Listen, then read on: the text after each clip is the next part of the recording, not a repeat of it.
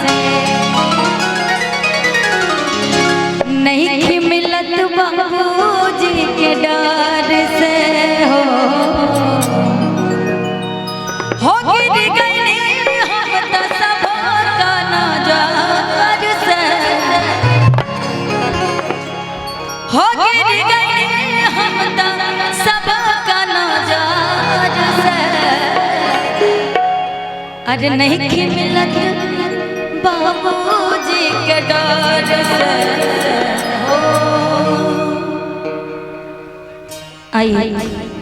अच्छा प्यार हुआ है कभी किसी से?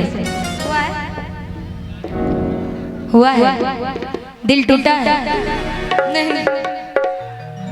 भगवान करे सदा सुहागन रहे आप, कभी दिल न टूटे। इससे बड़ा आशीर्वाद क्या हो सकता है ना? आई।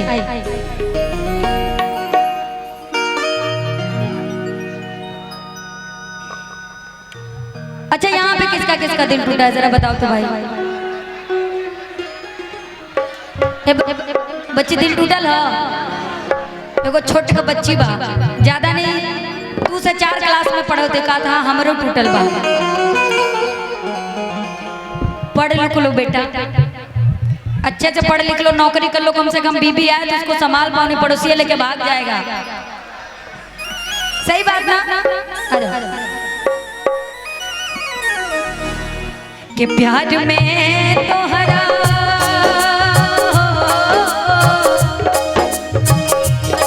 प्यार में तोहरा पिटाई वाले घर से नहीं मिलत बाबूजी के डर से हो। प्यार में तोहरा पिटाई वाले घर से नहीं मिलत बाबूजी के डर से हो गिर गई हम सब का नजर